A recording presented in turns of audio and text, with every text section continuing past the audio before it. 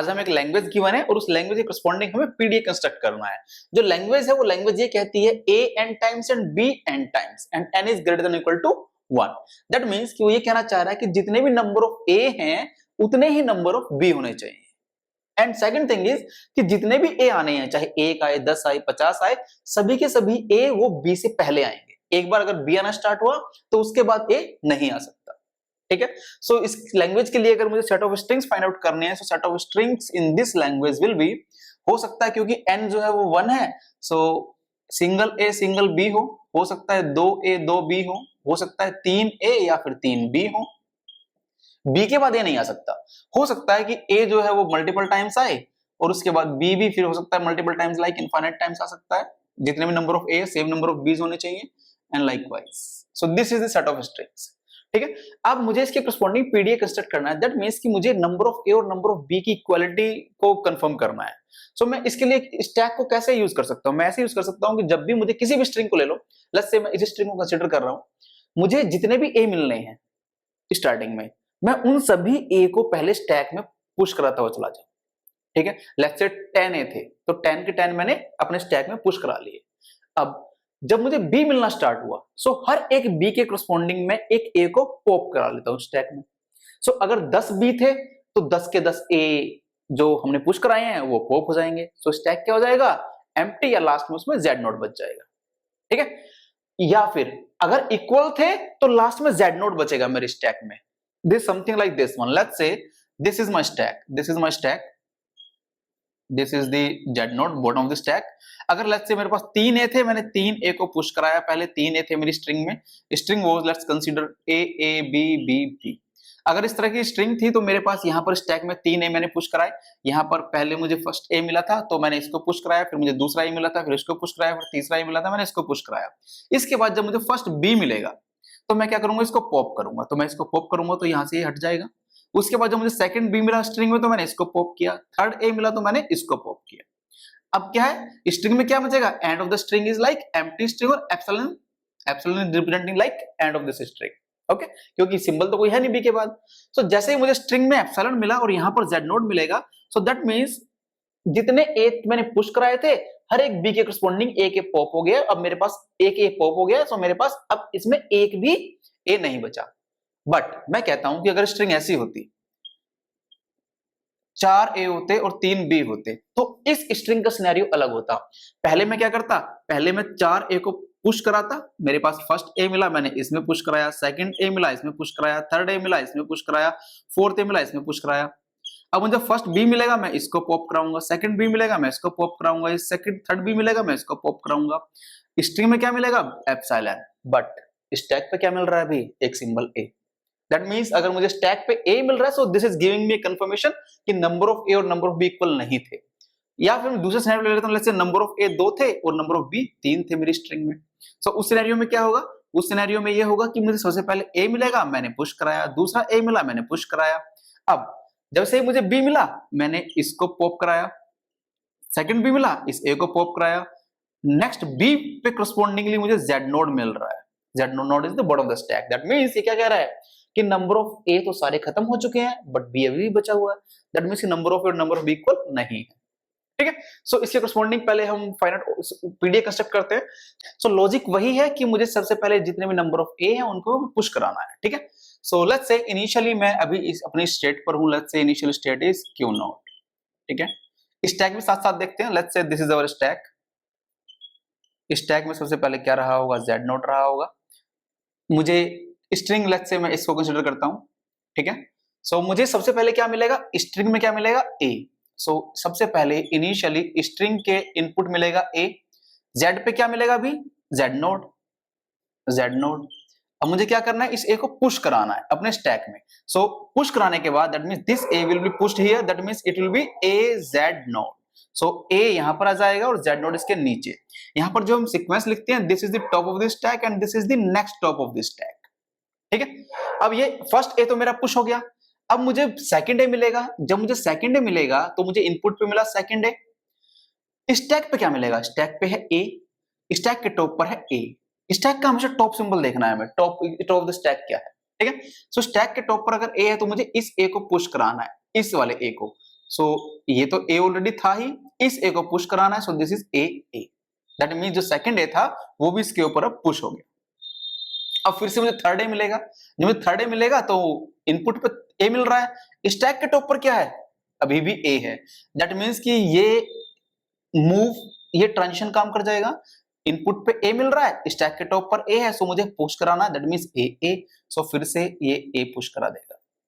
इसी तरह से माइट भी 3 की जगह अगर 50 ए हैं या 100 एज हैं, सभी के सभी को वो क्या कर देगा, पुश कर देगा। ठीक है, सो ये दोनों ट्रांजिशन मुझे क्या करेंगे, जितने भी ए हैं वो सभी के सभी को पुश करा देंगे।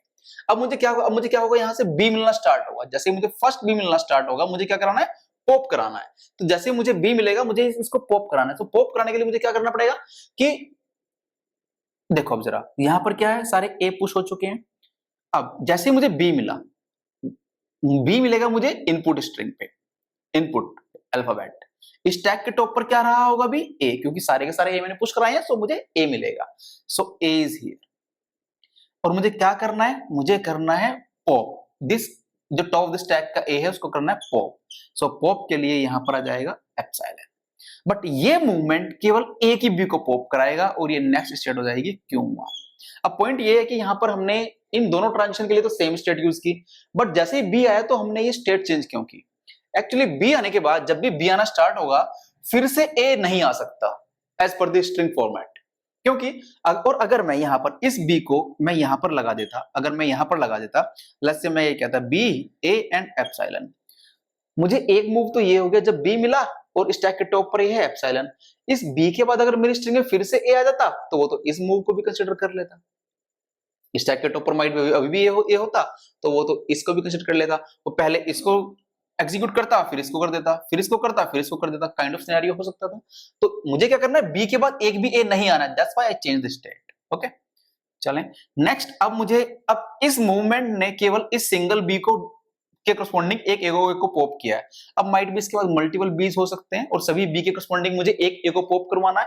सो मुझे क्या करना पड़ेगा, यहां से मुझे क्या करना है, अब जैसे ही बी मिला इनपुट पर, स्टैक के टॉप पर क्या है ए, आप क्या करें पॉप। तो ये जो मूवमेंट है, ये जो ट्रांजिशन है, सारे के सारे बी के करस्पॉन्डिंग एक ए को पॉप करवा देगा। लेट्स से यहां पर 3 बी थे तो फर्स्ट एक बार चला, इसको पॉप कराया, नेक्स्ट टाइम चला, इसको पॉप कराया, चल गया। अब जब आपकी स्ट्रिंग खत्म हो गई, यहां पर क्या मिलेगा एप्सिलॉन, और स्टैक के टॉप पर क्या मिलेगा आपको जेड नोड। दैट मींस अब क्या मिला आपको एप्सिलॉन, और उसके बाद स्टैक के टॉप पर क्या मिला आपको जेड नोड। आपको क्या करना है, रीड करके सीधा फाइनल स्टेट, क्योंकि ये कंफर्मेशन क्या कह रहा है, अगर एप्सिलॉन यहां मिल रहा है स्ट्रिंग पे और जेड नोड मुझे स्टैक पे मिल रहा है, that means number of a's and b's were equal, so that's why I'm going to final state. So this is the final state, and final state is like the string has been accepted by this PDA. ठीक है, अब जो acceptance, so this is the PDA corresponding to this language, और ये PDA भी ये DPDA है, it's not NPDA। आप देखें किसी भी सेम इनपुट पर चाहे A है, वो A की ट्रांजिशन ले रहा है, दो अलग अलग इनपुट्स पर अगर अलग अलग जा रहा है, that is not about like DPDA। Same inputs पर अगर वो अलग अलग जा रहा है, दैट इज NPDA। बट अगर सेम इनपुट्स पर किसी एक ही ट्रांजिशन को फॉलो कर रहा है, एक ही स्टेट पर जा रहा है नेक्स्ट स्टेट पर, so that is DPDA। So this is DPDA corresponding to this language। Okay, अब एक्चुअली एक्सेप्टेंस हमने यहां पर ये कहा, जब मुझे एप्सिलॉन स्ट्रिंग में मिले और जेड नोड यहां पर मिले, सो ये क्या गया फाइनल स्टेट पर। यहां पर आप इसको देखो, आपको एप्सिलॉन मिला, यहां पर जेड नोड, आप इसको जेड नोड रीड करके छोड़ सकते हैं, ठीक है, क्योंकि यहां तो कंफर्मेशन मिल गया ना, इस इनपुट ने कंफर्मेशन दे दिया आपको। सो आप इसको रीड करके फाइनल स्टेट पे जा सकते हैं। अब जो एक्सेप्टेंस है, जैसे ही मुझे ये इनपुट्स मिले, एप्सिलॉन यहां मिला, यहां जेड नोड मिला, मैं फाइनल स्टेट चला गया। बट ये जो एक्सेप्टेंस है, acceptance in case of this PDA, acceptance in case of PDA can be done by 2 ways, one by final state and second one by empty stack. By empty stack, there are 2 representation by empty stack। आप चाहे इससे represent कर लें अपने PDA को, चाहे तो इससे रिप्रेजेंट कर लें, कोई इशू नहीं है उसमें, ठीक है। Both are equivalent in powers, देखो ये रिप्रेजेंटेशन किससे, फाइनल स्टेट से। अगर आप फाइनल स्टेट पे पहुंचे, दैट मींस कि आपकी स्ट्रिंग जो है एक्सेप्ट हो गई। मैं कहता हूं कि जब ये सारे बी को उसने पॉप कराया, सारे बी के करस्पॉन्डिंग ए को पॉप कराया था, स्ट्रिंग में क्या मिला था आपको एप्सिलॉन। स्टैक में क्या है, Z नोड। आप क्या करें, आप फाइनल स्टेट पर ना जाने के बजाय आप एक मूव यहां पर लगाएं। एप्सिलॉन कहां मिला आपको, स्ट्रिंग में। यहां पर क्या मिला आपको, Z नोड। आप क्या करें, Z नोड को पॉप करा दें। इस Z नोड को भी आपने पॉप करवा दिया, ठीक है। So rather than going to this one, आप सिर्फ एक मूव यहां पर लगा सकते हैं। This is representing that this transition अगर आपको मिलता है, दैट मीन्स कि आप क्या पहुंचे हैं, आपका स्ट्रिंग जो है वो एक्सेप्ट हो चुकी है। तो आप चाहे तो यहां से इस मूव को ले या फिर इसको सिंगल ट्रांजिशन को लगा दे। So both are the correct ways. Okay, now this was the transition graph, this was the transition graph for this PDA. There are two representations for a PDA. The first one is transition graph or transition diagram, and second representation is transition function. This was the one representation. Second representation is transition function. Transition function आप चाहें तो ये graph बना दें exams में, चाहें तो ये ट्रांजिशन फंक्शंस भी लिख दें, ठीक है। देखो ट्रांजिशन फंक्शन, मुझे सबसे पहले इसके कॉरस्पॉन्डिंग लिखते हैं। ट्रांजिशन फंक्शन क्या कहता है, आपको इनपुट पे क्या मिला, आप अभी करंट किस स्टेट पर है, क्यू नोड पर। आप क्यू नोड पर है, आपको इनपुट क्या मिला, ए। स्टैक के टॉप पर क्या है, जेड नोड। आप कहां जा रहे हैं, नेक्स्ट स्टेट क्या है आपकी, क्यू नोड। और स्टैक पे क्या पुश कराया आपने, A Z node. So this one is over. Next चलें, अब इसके कॉरस्पॉन्डिंग लिखेंगे हम ट्रांजिशन फंक्शन। आपको क्या है, आप किस स्टेट पर है, क्यू नोड पे। आपको क्या मिल रहा है इनपुट पर, ए। क्यू नोड पर आपको क्या मिल रहा है, ए। स्टैक के टॉप पर क्या मिल रहा है आपको, ए। आप क्या कर रहे हैं, नेक्स्ट स्टेट कौन सी है आपकी, क्यू नोड।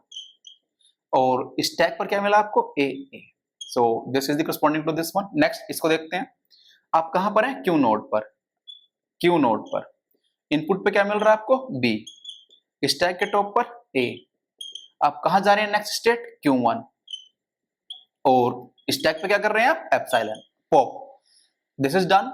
नेक्स्ट हम इसको देखते हैं, कॉरस्पॉन्डिंग ट्रांजिशन फंक्शन लिखते हैं।